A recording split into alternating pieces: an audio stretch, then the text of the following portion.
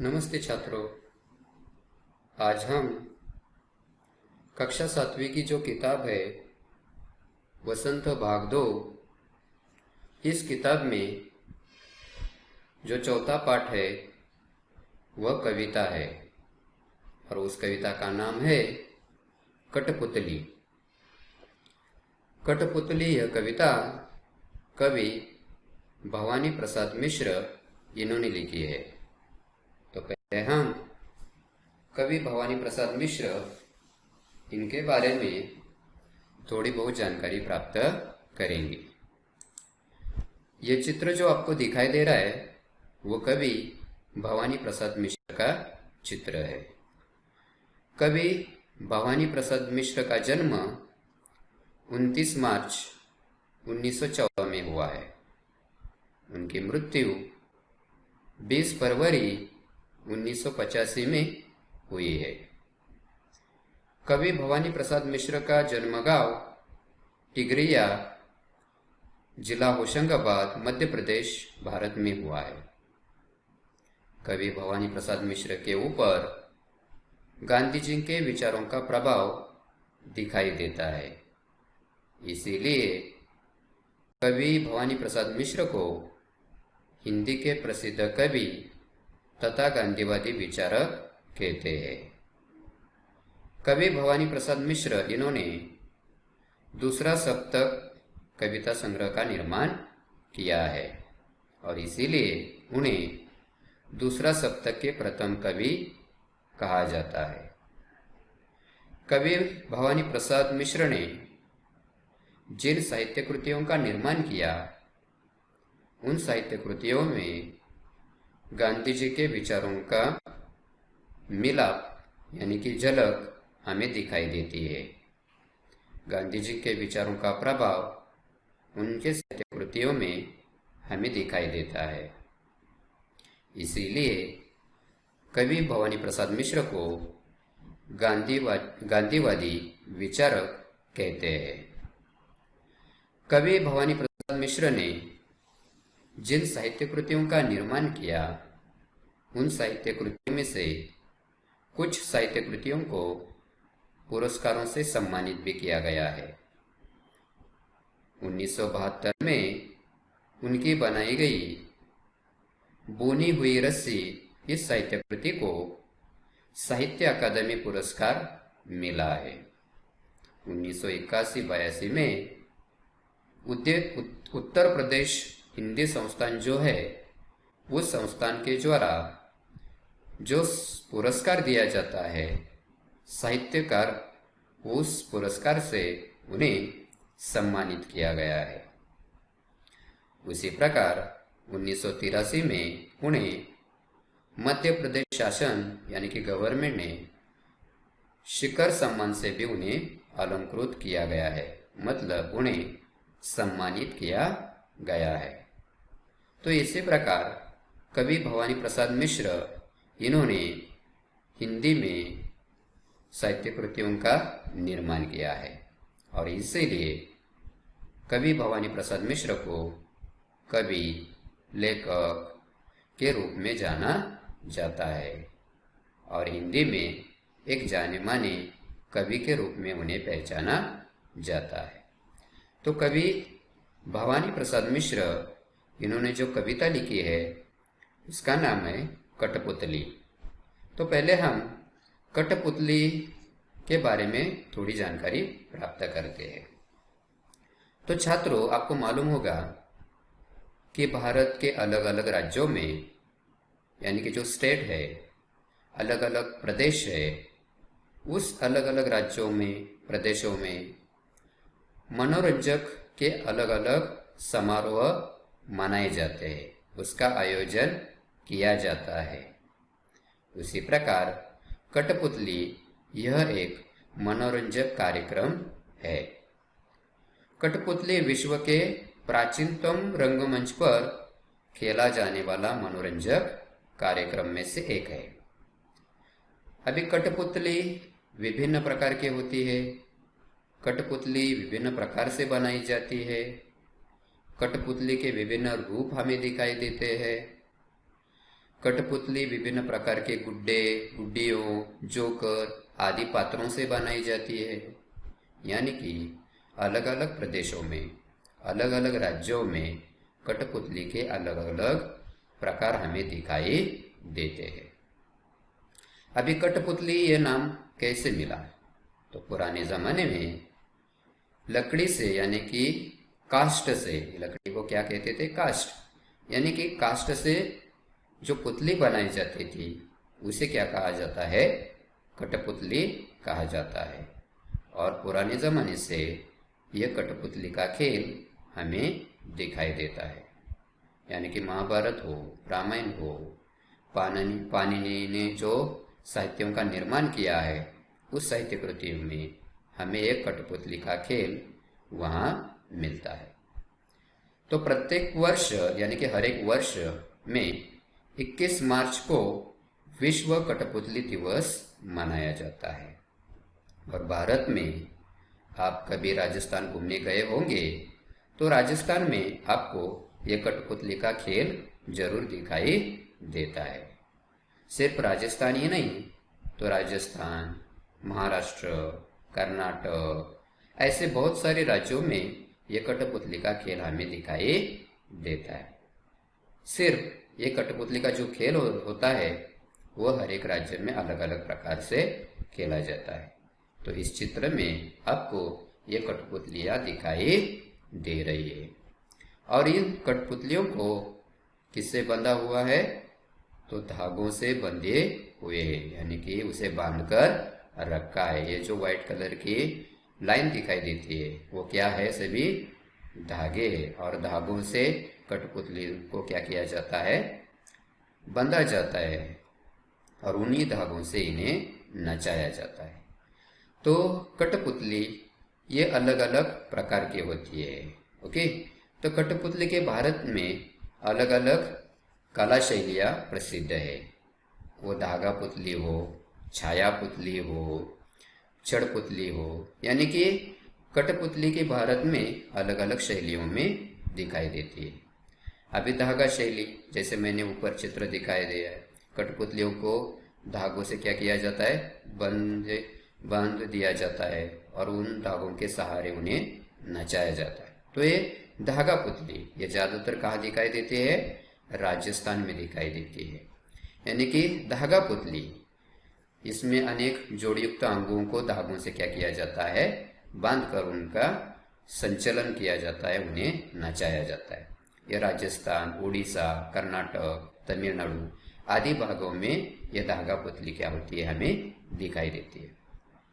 छाया पुतली, अभी छाया पुतली ये चपटी होती है और ये चमड़े से बनाई जाती है। आपको मालूम है जूते हम चमड़े से बनाते हैं ना, उसी प्रकार ये चमड़े से क्या बनाई जाती है? छाया पुतली बनाई जाती है। ये छाया पुतली भी उड़ीसा, केरल, आंध्र, कर्नाटक, महाराष्ट्र, तमिलनाडु आदि राज्यों में इनका क्या किया जाता है? खेलों का आयोजन किया जाता है। तीसरा प्रकार होता है छड़ पुतली। छड़ पुतली वैसे तो दस्ताना पुतली का ही अगला चरण है, लेकिन यह उससे भी काफी बड़ी होती है। जैसे कि मैंने दूसरा चित्र देखा था वो छड़ पुतली था, यानी कि वो बहुत बड़ी दिखाई देती है। तो इसी प्रकार इन्हें स्थित छड़ों डंडे पर आधारित रहते हैं, यानी कि डंडे पर ये आधारित होती है और डंडे के सहारे इन्हें क्या किया जाता है? नचाया जाता है, इनका संचालित किया जाता है, संचालन किया जाता है।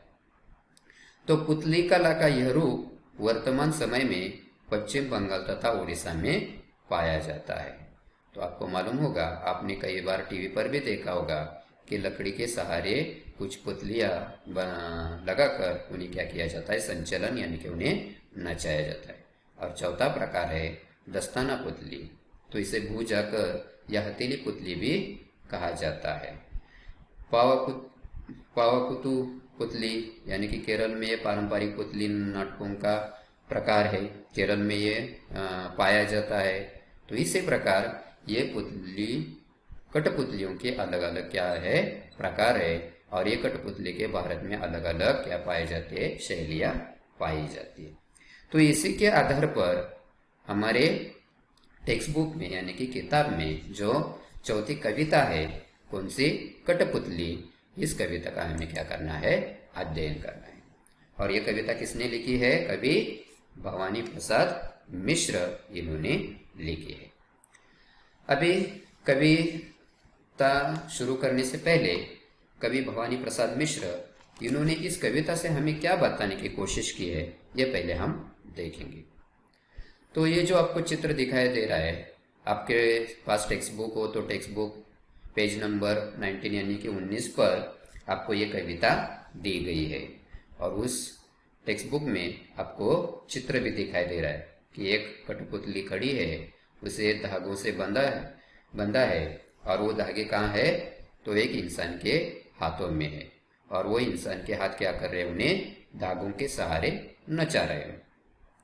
तो कवि भवानी प्रसाद मिश्र इस कविता से हमें ये बताना चाहते हैं कि कठपुतलियों के मन में अलग अलग भाव निर्माण होते हैं और उनके जो भाव निर्माण होते हैं उनके मन के भावों को यहाँ दर्शाने की कोशिश कवि ने यहाँ की है। कवि कहते हैं कि कठपुतली अलग अलग धागों से बंधी होती है और इसीलिए उन्हें कोई भी स्वतंत्रता नहीं मिलती है और इसीलिए कठपुतली क्या हो जाती है?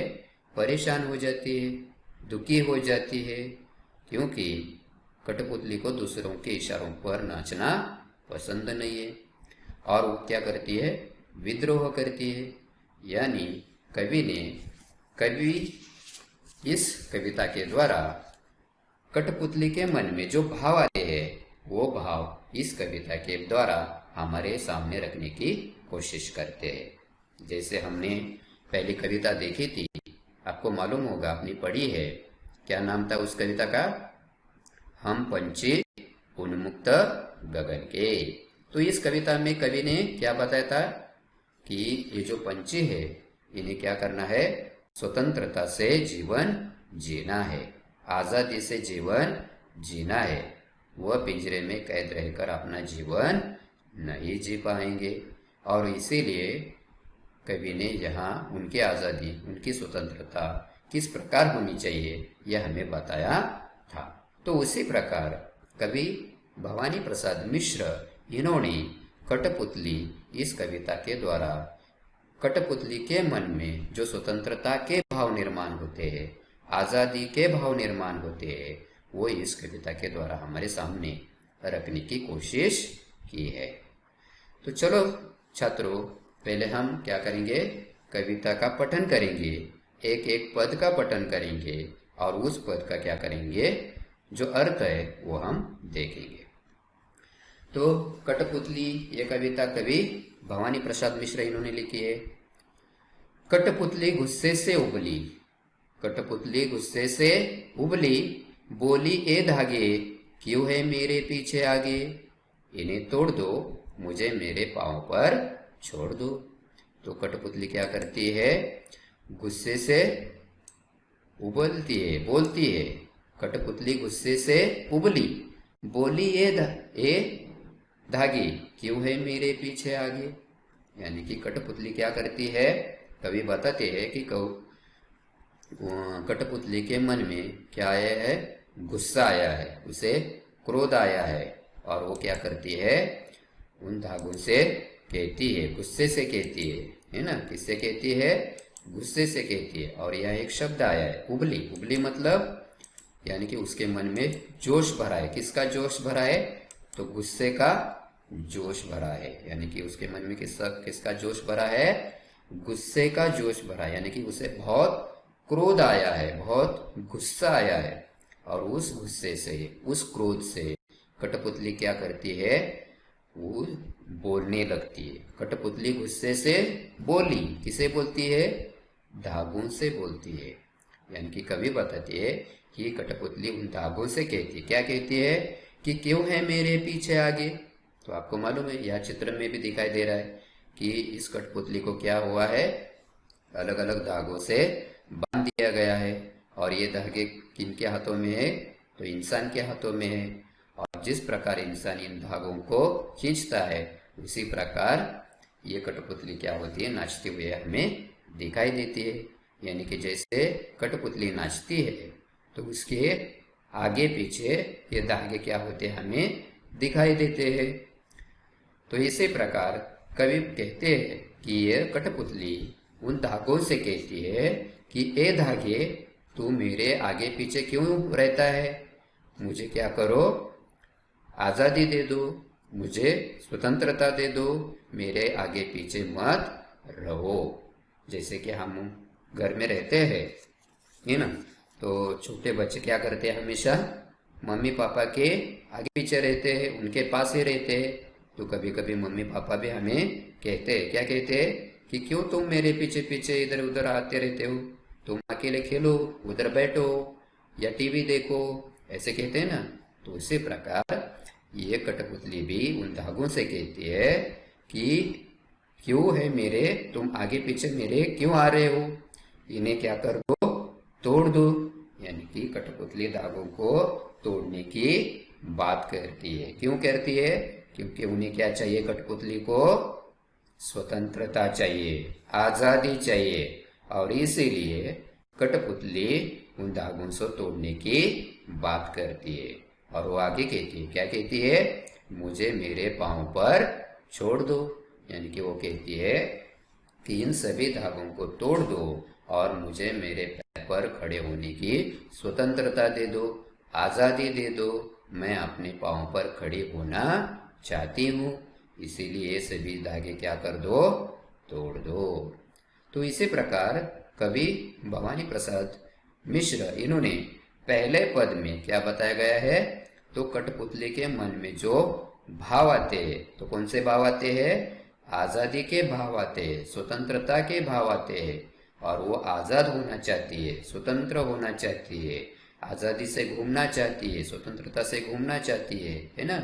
जिस प्रकार आज हम देखते हैं क्या हुआ है कि लॉकडाउन की वजह से छोटे बच्चे हो या बड़े लोग हो, वो घर में ही बैठे हैं, वो कहीं पर नहीं जा सकते, ना बाहर खेलने जा सकते हैं, ना बाहर घूमने जा सकते हैं। तो घर में बैठ बैठ के हमें क्या हो रहा है, बोर हो रहा है। लेकिन हम घूमने के लिए जा सकते हैं क्या, नहीं। तो हम मन में क्या महसूस करते हैं कि हमें पहले जैसे आज़ादी कब मिलेगी। तो इसी प्रकार ये कठपुतली भी, उनके मन में जो भाव आते हैं, ये भाव कवि भवानी प्रसाद मिश्र इस पहले पद में हमें बताते हैं, दिखाई देते। तो इसी प्रकार ये पहले पद हमें दिखाए। आज के वीडियो में इतना ही। अगले वीडियो में हम जो बचे हुए 2 पद है, उन पदों का क्या करेंगे, अध्ययन करेंगे। आपको कोई आशंका हो तो आप कमेंट बॉक्स में लिखकर भेज सकते हो। तब तक के लिए धन्यवाद।